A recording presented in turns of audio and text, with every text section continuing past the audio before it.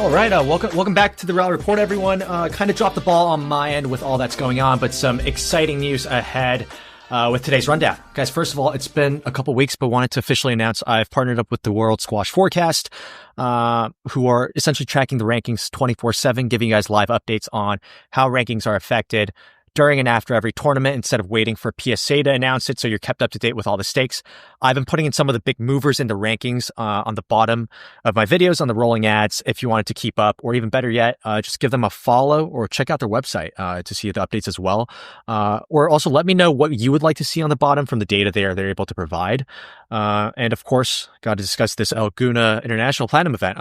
Asal and Gohar taking the title. I mean, quite frankly, Gohar is winning the big three battle this season, and it's just funny because I think I'm a victim of this as well to jump to conclusions, but the margin for error amongst the big three is just so ridiculous. The moment you don't win platinums, it doesn't even matter that you're making it to the semis, finals. We're immediately pointing fingers that one of them have officially fallen off, and we're seeing that narrative shift over to El Shorbagy this season, and it doesn't help that she got knocked out by Amina Orfi. Anyways, I think she's now the big question, I think, is really about who should be really in that fourth spot for the women's rankings, which is a crazy race between Olivia Weaver and Amina Orfi. And I think the difference right now is that Olivia Weaver seems to be more clinical getting to the semis. Also recognize that she's getting better draws. But Amina Orfi has more of the game to actually beat the big three, and she has done it this season. But anyway, on to the men's game. It's as per usual, Zakaria stealing headlines, knocking out Tarek Momin and Ram Tandon into being his first platinum quarterfinals. Rest of the results aren't that surprising, to be honest, but I must say it is really an interesting time because outside the top five, I think 6 to 15 players plus Zakaria all seem to be pretty level in how they're playing this season. And on top of the fact that Mezen Hisham's injury is really opening up the draws for opportunities in the quarters. So really interested to see who's going to be able to capitalize on this and set them up themselves for success in ranking positioning for the next season. At this pace, might be a hot take, but I actually think Zakaria might be able to do it, put him in that position. But anyways, that's the rundown for today. Apologies again from my end for the delay on this one, but got Bernat Jaume, who's joining us again from all the way from Egypt. All right, welcome back to the pod, Bernat. What's up, dude? How you doing? It's all good, man. Thank you for having me again. Dude, I did not realize. Yeah, I did not realize you moved to Egypt. I mean, shame on me, right, for not knowing. Yeah. I mean, I didn't announce it or anything, you know. I just it was like I came here for some training like more than a year ago, and I was looking for a place to be at, and a lot of things made sense. And I've been here for like since January 2024. Yeah. So you were in Spain before, right? With Borja Academy last time I talked to you? I was with Borja for a year. Yeah. It was a great time, you know, like he runs an academy, if somebody doesn't know, in his hometown in Spain. And I needed a helping hand in some areas, and he just told me like I could go there, and I had a great time. There was like a bunch of good players at the time. So it made sense. And the situation here appeared, and it made more sense for me, so I came here. But the year with Borja was great. Yeah, it was great. Cool. I mean, so yeah. How has the stay? So it's been I guess like a bit more than a year now. How's the stay been? Do you feel like it's been good for your game, and or do you have your own place there? Like obviously, like this is like one of the few countries where like you just go to a club and like you smell a squash atmosphere. There's like a bunch of courts and like everybody's hitting, and like everybody, especially here, like all the juniors, they train at every single hour that they can, you know. So it's like even though you might come here and you're not doing your best, man, you might feel lazy. Especially like I came here as a pro, so it's like I'm better than all the young guys, and I think the good thing for me is that I cannot let them train farther, like doing more, you know. Unless of Zakaria, which is like freaking insane. So I'm not even trying to catch him to you. Is he in the same club as you right now in Egypt? Yeah, I mean, probably like the hits with him probably like the ones that like the kind of thing that I like the most when I was away, you know, like having like that much play with somebody who like puts effort and intensity and like is the higher level than me. So it's just great. Yeah. Yeah. I mean, curious to get your thoughts on his game. Like what's impressed you the most about him? Man, he's ridiculous. I mean, I think he's already like a very established pro.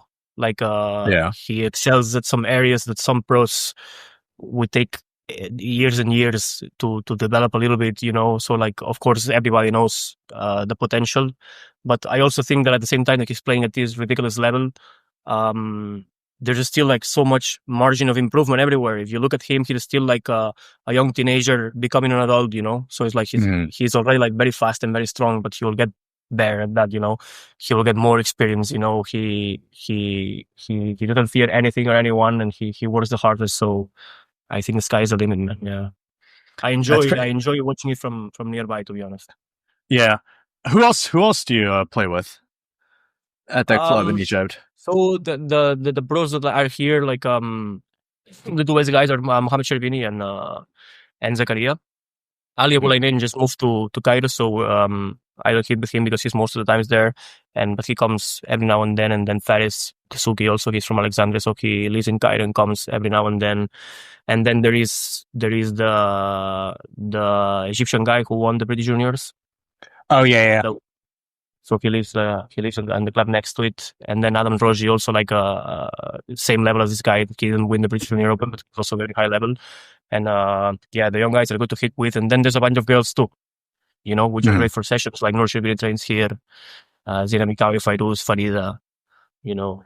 That's fucking insane. I mean, the quality of partners you get. It's what I'm telling you, you know, like you come here and you breathe a different atmosphere that you don't breathe anywhere else, pretty much, you know. Here, like, squash is like a national sport, and people respect it, you know, and like they welcome me with open arms as well, which was great, yeah. So is your official coach someone from the camp there? My official coach is my coach from back in Spain, you know, like we've been working for so many years, and like he's the guy who I talk to the most about my game, or like whenever I'm like concert or something, he's the guy I go to. And then when I came here to Egypt, of course, you know, like there's a lot of quality coaches here that help me, you know, especially there's his name is Mohamed El Shorbagy, that he gets with me on court, and he makes my life easy here, and like he manages me and like make sure that everything's all right with me. So that's also very important. And yeah, coaching is a tough thing, you know, because like you're always working with somebody, you know, but like yeah, I think like the coaches in some way are very underrated, and in another way are very overrated, if that makes any sense. Yeah, explain more. No. Yeah, you could have let that slip on and just leave it.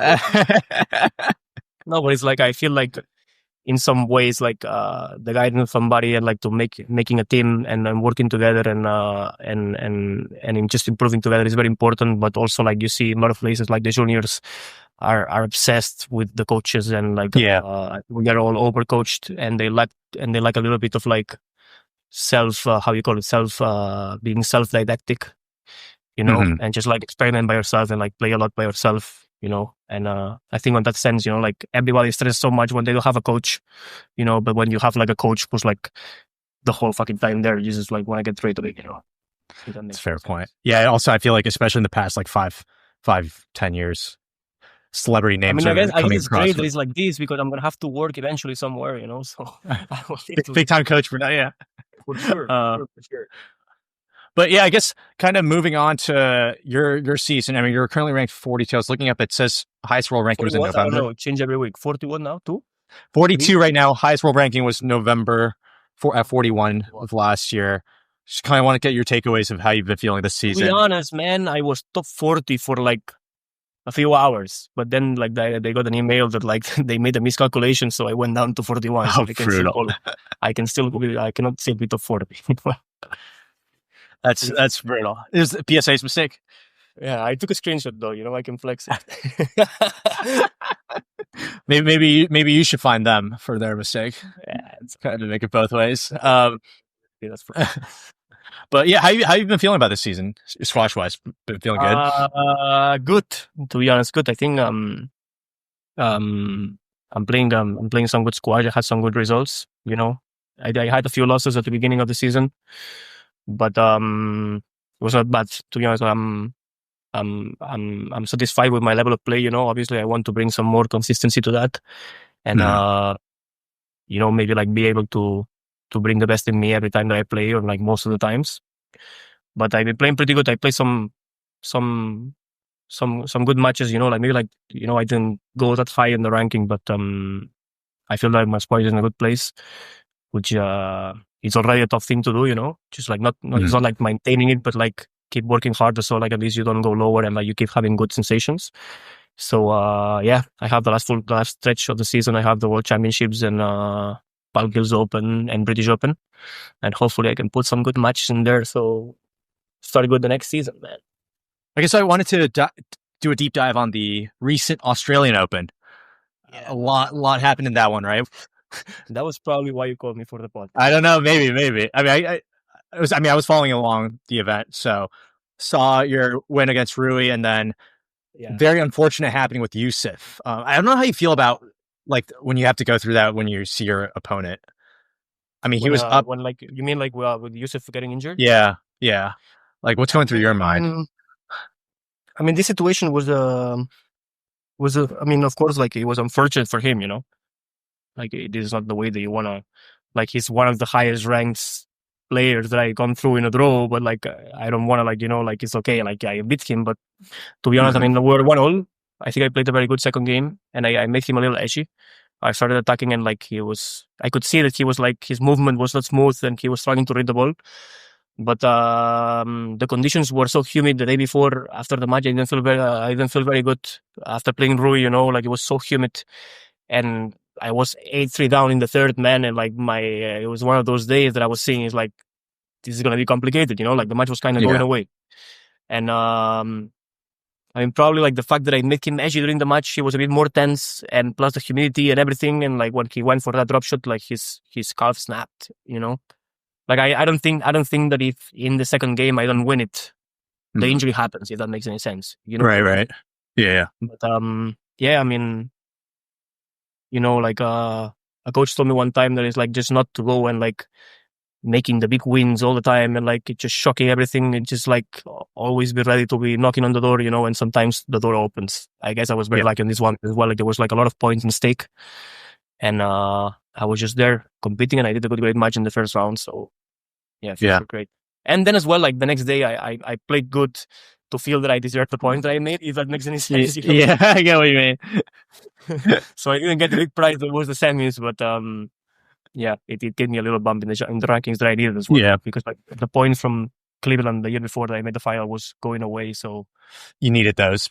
Yeah. And then we got to talk about this match with Dussourd. Probably one of the most entertaining matches of the season, I'd say. I mean, from my side, man, I freaking enjoyed the game in general, man. Like the atmosphere was electric, you know. Yeah. It's true, a little bit over the top sometimes, but you know, like Dussourd, he's rough on the court. Like Auguste, he's a rough player and he uses all his energies. But like to be honest, man, like I've met a lot of people on the tour and like outside of the court, we've always been legit to each other, you know. And like I mean, he won it and it sucks, but and he can do. I mean, I don't think he was that dirty, to be honest. But like in general, he could do anything. Like I appreciate more the fact that like he's a good guy and that we just left it everything on the court and he just put that freaking ball in the middle of match ball and he won it, man. Do you get edgy with players like them? He definitely is one of those players who can kind of get under your skin. He's not shy about that. Takes his space. Does it make you a little edgy? Or not? I mean, no, you don't really care about that. No, I mean, I was gonna say that I probably get edgy with everybody, you know, like, you know, like, fair enough, yeah. Like pretty much like the squash game is maybe learning how to like be cool inside that edginess, you know. I mean, for sure, like there is players that they make you feel a way that like if you don't win the point yourself, somehow the point is gonna go away somehow, you know. And then there's some other players that make you feel edgy because they're so sharp in the front that like the smallest margin mistake, it's an open ball that they can make you run already, you know. So like with Dussourd, I feel like he's one of those guys that like if you don't create and you don't make him work and you don't make him doubt, somehow he takes points away and like you don't really know what's going on and like you're like 7-4 down in the score, you know what I mean?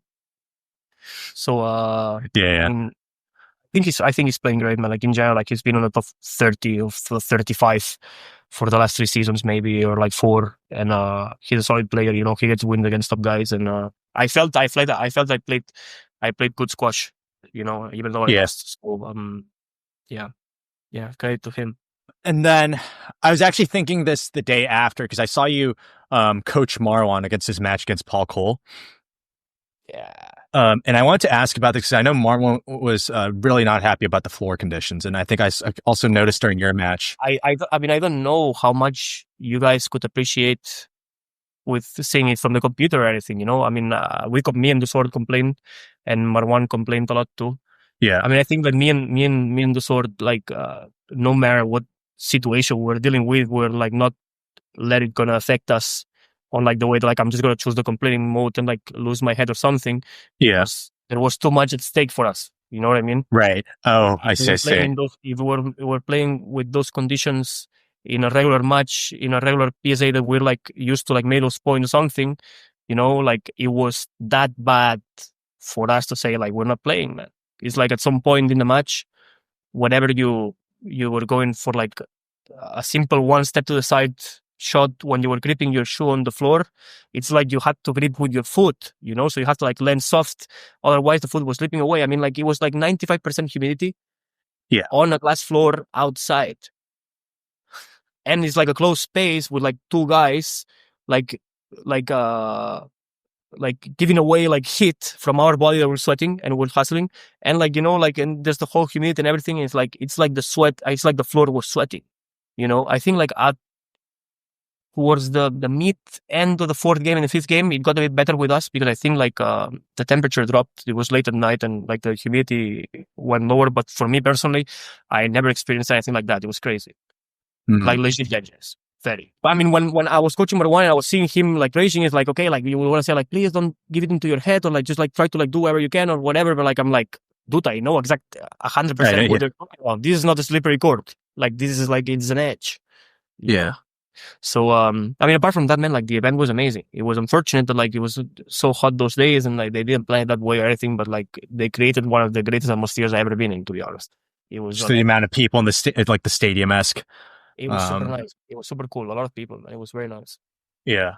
No, I wanted to ask about the glass floors because I think the week after in the next event, Shorbagy, his brother, Marwan's brother, Mohamed, was complaining about whoever did the glass floor idea this is the stupidest idea ever to do glass floors in general. And I wanted to get your opinion on what, as a player, obviously as spectators, we don't really know how slippery or lack of grip it is. For example, when I played in Australia, I mean, I had been watching what was going on with the glass floor and I was not a big fan of it because the reasons that everybody talk about.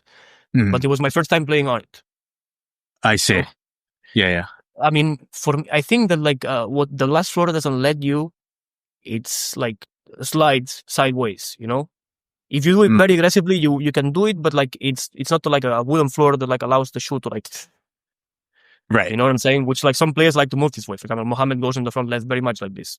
Okay. For example, Marwan is the other way. Marwan never slides, so he likes the glass floor.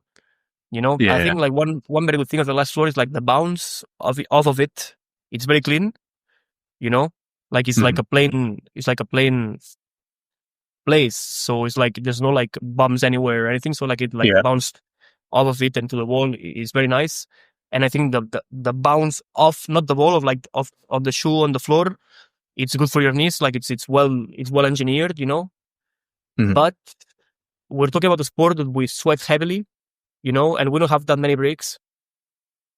And naturally, by physics, a wooden floor absorbs humidity, and a glass floor will never do that, you know. So like when a drop goes there, if it does not evaporate by the temperature, it's gonna stay there. And like you do one hard step on a sweat patch, this can end your season. Yeah, it looks dangerous. It looks so dangerous. It looks great, you know. Visually, go somewhere else, you know. You can like you make telematic. It would, I don't know, like it would be amazing that we could get data out of this, and like I don't know, like I'm sure that like when they're implementing this new technology, they're trying to bring new good things to the game. But I mean, it's been going on for a while, and like usually players, they complain a lot about the glass floor. But it seems like PSA are sticking with this initiative of glass floor, and they want to continue. PSA, the job of the PSA is to run events, put them on, make them happen, and keep the show going, you know? They don't care about player safety? So, that's their job. I mean, I don't know. I mean, I don't know how much money there is to be invested into player safety or not, you know? I mean, at the end of the day, we're getting paid out of the game, and like we should be grateful and blessed for this, you know? But if things like this I don't know, like Paul is a heavy mover, for example. Paul always moved heavy and he never got injured badly. You know, right now Paul was in a moment that he needed to win the match and he catches a bad drop and doesn't make a fucking full stretch. And you break one full abductor or one full hamstring, man. Do you think the PSA is going to pay the money that Paul makes a year, man? No. So like, we have a lot of things. We have a lot of things to be grateful for the PSA. You know, we're able to play our sport everywhere. You know, we make money with events. You know, like maybe like big swimmers, for example, big swimmers. They go and they make Olympics and they make money with sponsorships. But like the swimmer number 26 in the world probably like makes the money that his federation gives him to keep training, and that's it. There's no competitions. You know, I can go and get better and go get my money everywhere, and that's thanks to the PSA. So there's a lot of things that we have to be grateful for. But it would be great. Like they would like to take care of the players more. You know, I mean, we share hotel rooms, man. It's fucking ridiculous, man. Who'd you share the room with in Australia? During the pandemic, because like COVID was so dangerous, we had to like get into hotels by ourselves. You know, like, if it was possible back in COVID, why is it not possible? Why is it not? Man? Like do the fucking hustle, man. You know, I know it's a lot of logistics, a lot of money, blah blah blah. Okay, yeah, man, but. Do you get to pick who you room with, or do they randomly assign? Yeah. Like whenever like you do like the entry, like you fill up a form that you go into a tournament. Like they put you like a little label. You can choose who you want to share with, and inside the possibilities, they make it happen. I mean, thankfully, imagine they said no, man. Just random. Yeah. I had one more question about, I know we were talking about Zakaria, and I know there's a lot of hype around him, but there's also a lot of hype with Jonah Bryant. And I know you played him in Cleveland. Great match, went to 5. I thought that was a pretty good quality match. So I just want to get your take on that match as well. I mean, Jonah is so great too. You know, like they're obviously like probably like since Asal. Yeah. We didn't see two prospects that were calling up to be on the top. And like to go through the Challenger Tour as smooth as these two guys have gone, you know? I mean, like the Challenger Tour now is strong. Yeah. Like going to a 10K and win it is not like, you know, there's a lot of good players. Like the Tour core is getting stronger and stronger every time. And there's more tournaments around at the same time. So like all the players are making more points too. So I was very impressed. I mean, I followed Jonah once he was a junior, maybe like under 17s already, you know, like we know he was like a good English player, but like he was not like shocking to say like he's gonna do this, and he had like a few months at some point when he was starting PSA, like end of his junior career, that he showed a level that was insane. You know, I mean the guy is crazy fast and crazy resilient. He's got a very strong build because this guy is not like he's not a big guy. He's a skinny guy, but he got strong. You know, a lot of training. You can see that like a lot of training being put into that. You know, I think he trains with Rob Owen, and I've trained with Rob before, and like he's a very good coach and he makes you hustle a lot. So like props to Jonah for like going all through that, you know. And I mean I think he just won today in the quarterfinals. Yeah, he did. Pretty convincingly. Again. You know, I think he's gonna be top 20 soon. Very. Zakaria is 24 already. With a couple more good results away, and like Jonah, maybe like give him a few more months. But they're both really good. I mean, if you ask me, I think Zakaria has an edge. I think like that X factor that makes players different. I think Zakaria has a little bit more of that, and he's like 2-3 years younger. But I mean, Jonah surprised everybody, man. And he's playing at a very solid level. He proved time and time again that he can contest any player in the world, and like he seems like a very disciplined guy and ambitious. So it just looks like that the things are gonna keep coming for both of them. Yeah, and he's a great guy too. You know, he could be an asshole or like walk around like a fucking asshole or like super arrogant, but he's a nice guy.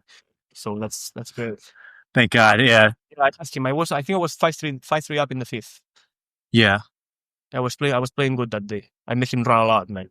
But he you did. Yeah. Bring the ball back. Yeah. Do you feel a bit more pressure when you're playing guys that young, or not really? Sometimes yes, sometimes no. Like for example, in my career, like I've been the kind of player who had great matches. Maybe like at 21, I was having a great fucking match with the top 18 years olds. You know, like I played like 2 matches great matches with Youssef when he was like 19, 18. I remember. Yeah. I beat Victor in a final of a 5K when he was, I think, 17 or 18. 3-2, 11-9. I was like 21, 22 maybe, And I mean, obviously when you lose to somebody who's younger, there's like this extra pressure that you don't want it to happen. Yeah. I had bad losses with younger players than me that maybe like I shouldn't have had, and I had great matches with guys that were younger as well. Like bro, like as I was never like a top junior in my age, when I was older and I developed my game, I could match myself with the top juniors of the age, So I was like giving them the respect. It's like, okay, like I'm gonna treat you like you're like not a legend, but like you're like I want to beat you. You know what I mean? Right, so right. Like, you got the hunger. Like, one example with the first time that when I played Youssef, he was already Youssef Ibrahim, the guy who's coming up, and I'm just like a guy in the 70s or 80s, But for me, like to be able to play with him, me respecting his game and knowing how good he is already, like made me like rise the bar. Like if I was playing like a top 20, then I want to bring the best out of myself. I see. You know what I mean? So yeah. I don't know. I mean, oh, that's interesting. That's neat. The thing is, like when you beat somebody younger, it just feels like you were just meant to do that, I mean, for sure, like if like beat Zakaria now, it's gonna be like way different than like forever. Whatever. Thank God, what a relief. I beat him one time, If he watches this, man, I repeat to him every day that I see him, man. It's like PSA head-to-head is still 1-0. I beat him when he was 15. They got to put that on the official head-to-head. Well, it is there for sure. No, like PSA Tour, 10K. Yeah, you should know that, man. You should know that. So you can research. You could bring it up. You could bring it up to him when you did the podcast, man. After that, he killed me in practice every single time. So there's not the competitive edge in the practice, Like I'm just trying to find sensations, man. I'm not trying to lead you. If you lose, you'll go crying home. So he needs to win. Is there something in specific you're working on during training lately, or is it more just general? For me, man, I'm always trying to find a way where I can get fitter, man. Of course, like when I'm on the court, like I like the main things that you would just want to be sharp on is like your touch and your ball is across the middle. You cannot let the ball pass too much. And like but in general, like my ball striking, like I'm at the place that like I feel like this is my like the best area of my game, pretty much.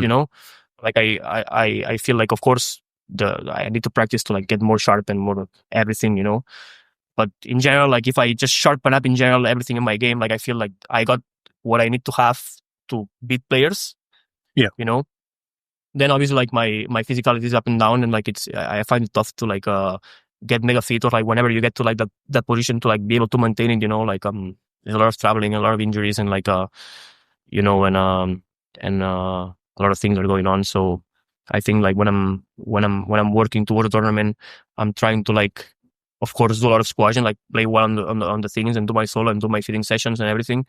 But I'm trying to find that open chest that allows me to breathe in high intensities, or like get into good match play rhythm and like of course like stronger leadership and everything. Yeah, that's the goal. Because I feel like whenever I feel like I'm moving well, like my mental strength comes with it. Because like there's like, of course, like doesn't matter how fit you are, you'll have to suffer in a match.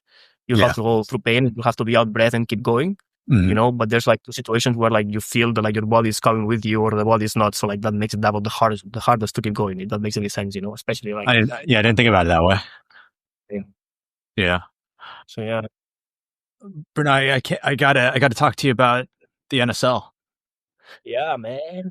Yeah, I remember I remember we were texting last year. I remember I was going off in the screen. Was that after the draft last year? The draft, I think I texted you right away or something, right after the draft last. Did we do our first podcast before the draft or after? We did before. We did before. Oh, we did before. Way before. Okay. Yeah. Yeah.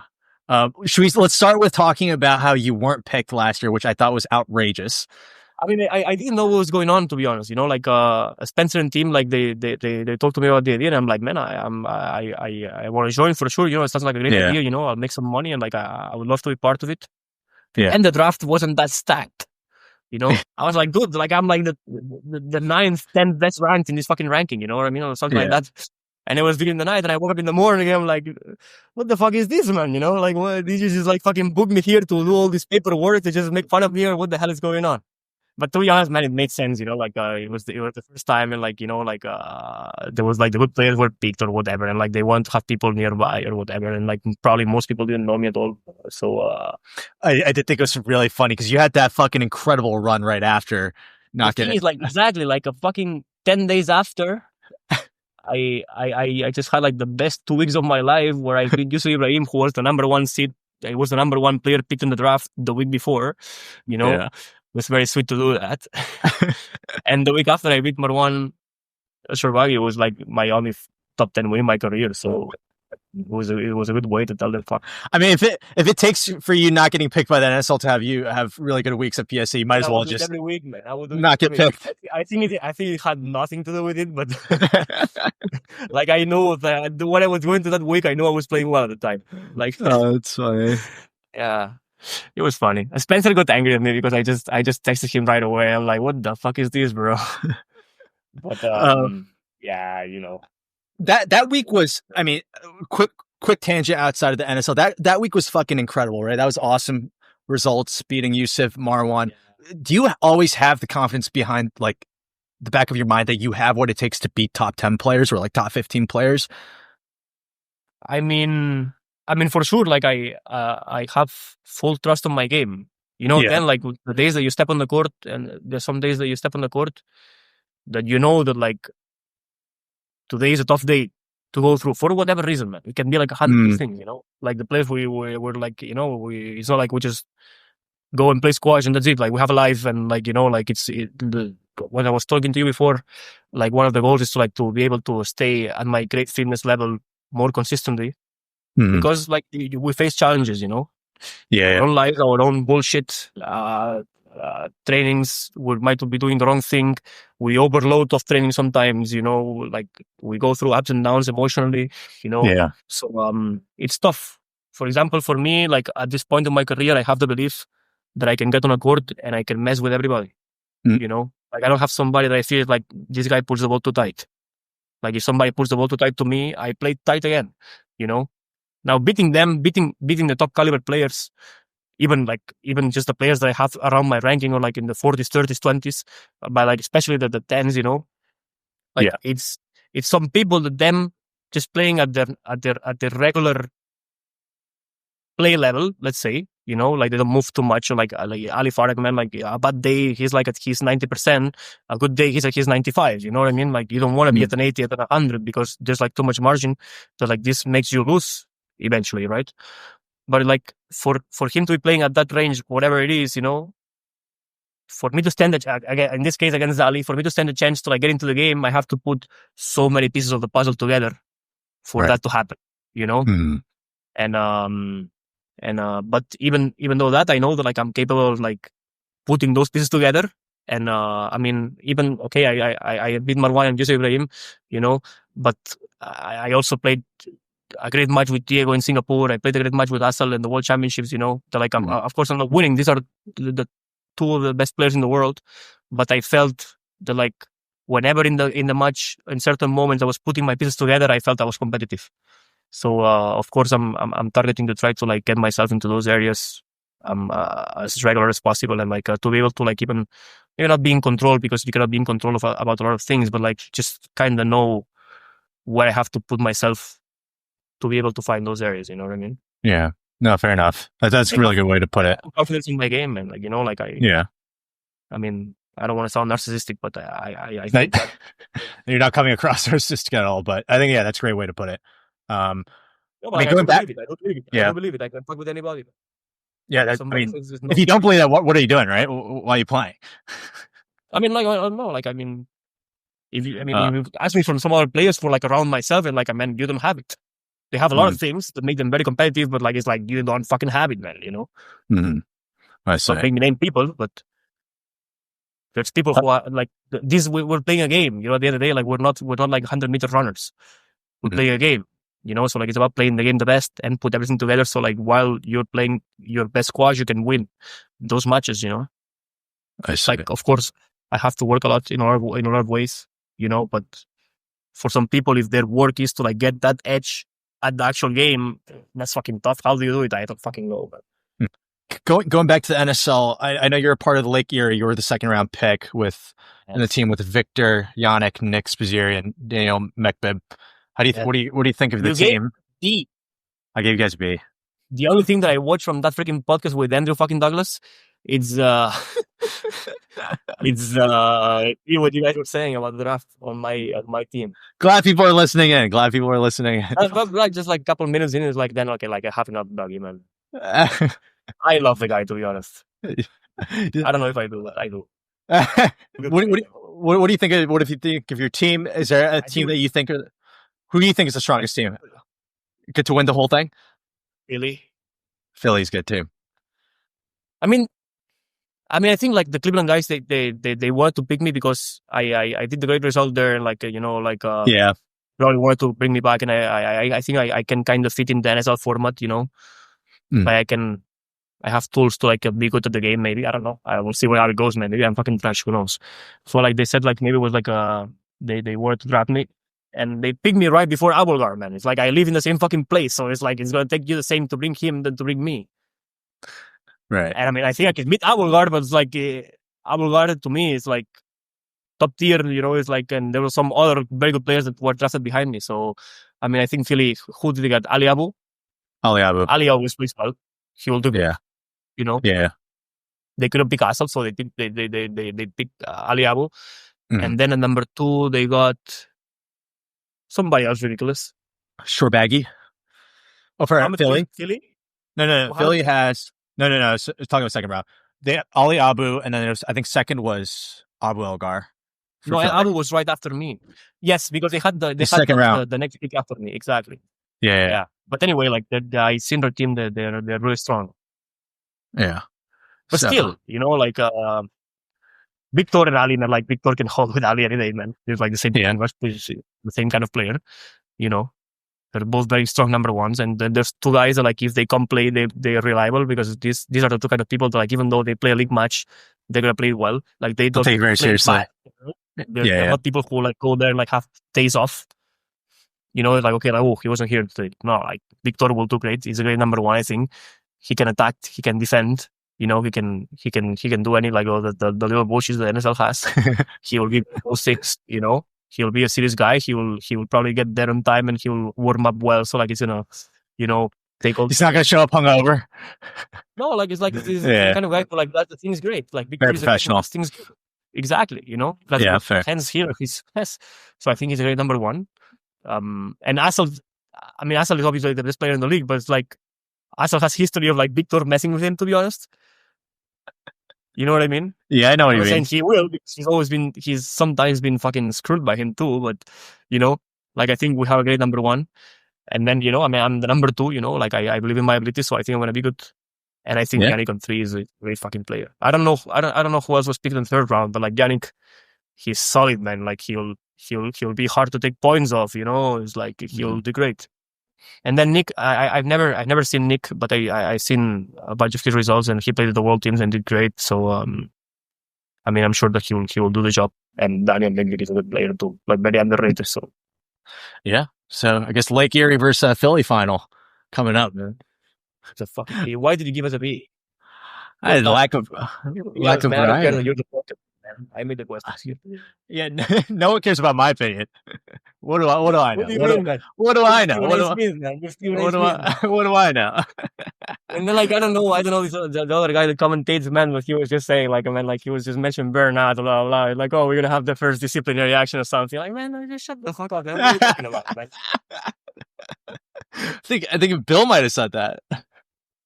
Bill did. No, but like. No, but he was funny. Like the other guy. He was just something says. He was also saying something. I don't know. I forgot now. Man. That's so funny. I had that beef with all of them. Beef with all of them. Oh, Bill, man! Like Bill is out of control, man. Bill is out of control, man. He's making uncomfortable question after uncomfortable question, man. Like people are gonna stop going to his podcast, man. What the hell is going on, man? I had one more question about Spain. Has funding increased since the Olympics news? Yes, we got some funding this year. I'm not even sure like how much the Olympics are related to it. To be honest, really? It's just general funding. I mean, the thing is like I think everybody expected that like squash became Olympic sport. Squash is going to start becoming like in another label. as like a sports inside the governmental institution, you know, and like all the funding that was going to all the other sports is going to go to the program that all the other guys were having. This is going to have it too. I mean, I don't know. I mean, we got some money from the federation this year, which was great. You know, it's amazing. Like the traveling is getting more expensive. We're playing more tournaments. You know, like the cost of living everywhere is more expensive. So like being on the tour right now is more expensive than before. So it was a great help. And I mean, yeah, there's like the federation that like I think they just every year they just go with like more things to offer, or like we have this and we have that, like how much money we can get. And I think they requested some funding for us, and this year we had some. I don't know if next year we're gonna have more or not. The year before we didn't have any, for example, you know. So yeah, I mean the federation, like across my career, you know, it's not been stable, but like there's always been something, to be honest. But they also we play European championships, we play World Team Championships, European individuals. We have to play nationals. So like a bunch of weeks of the year that we could be earning money playing somewhere else, we have to play for the federation. Spain. Yeah. Also fair money for that too. Fair enough. I guess I'll kind of wrap today's interview with blind rankings. I don't know if you've seen this, but this is something you've been at. Yeah, blind rankings where I give you player names and you. No, tell me about it. What's going on? So I give you player names and you rank them without knowing what name is coming next. I've seen that. Okay. Yeah. Okay. Ready? Is your list stacked, or you're trying to trick me? No, I'll do the usual list. I'll do the usual list. Oh, first name is the same guys? No. Could be. Okay, I don't know. Anyway. First one is Ali Farag. Is this going to be all time, eh? I mean, if you Ali Farag at the first one, and we're only doing current PSA players. I won't. Like, it's gonna be a mix of current and retired. That's what I mean. Like, yeah. I'll be a bit of a mix. I'll put Ali Farag on 3. Gregor Gaultier. 4. Shorbagy.